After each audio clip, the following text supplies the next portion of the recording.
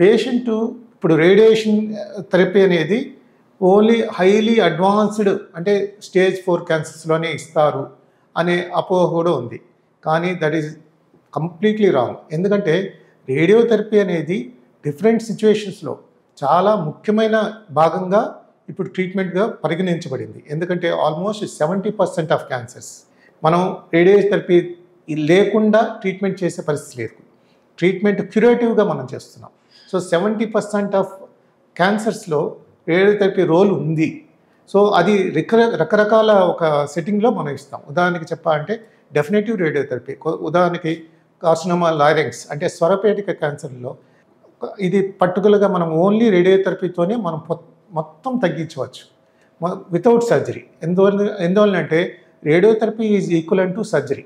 So local ట్రీట్మెంట్లో surgery ఏ role ఇస్తుందో అదే రకంగా రేడియోథెరపీ కూడా చేస్తుంది. At the same time next adjuvant settings. Adjuvant అంటే ఆపరేషన్ తర్వాత లెఫ్ట్ ఓవర్ ట్యూమర్ బాడీని మనం ఖచ్చితంగా ట్రీటెడ్ బై రేడియోథెరపీ. అక్కడ కూడా మన రేడియోథెరపీ రోల్ ఉంది. At the same time next neo adjuvant settings. Neo adjuvant అంటే ఏదైనా పర్టికులర్ పెద్ద ట్యూమర్ ఉంటే కనుక ఆ ట్యూమర్ సైజుని షింక్ చేయడానికి neo adjuvant or pre operative radiotherapy. ఇది ముందు రేడియోథెరపీ ఇవ్వడం వల్ల ఒక 15 to 20 సిట్టింగ్స్ ఇవ్వడం వల్ల రేడియేషన్ వల్ల షింక్ అవుతాయి. ఎస్పెషల్లీ సార్కోమాస్లో, ఈ హెడ్ అండ్ నెక్ క్యాన్సర్స్లో, రెక్టల్ క్యాన్సర్స్లో ఈ ప్రీ ఆపరేటివ్ రేడియోథెరపీ సెట్టింగ్స్ మనం ఖచ్చితంగా యూజ్ చేస్తాం.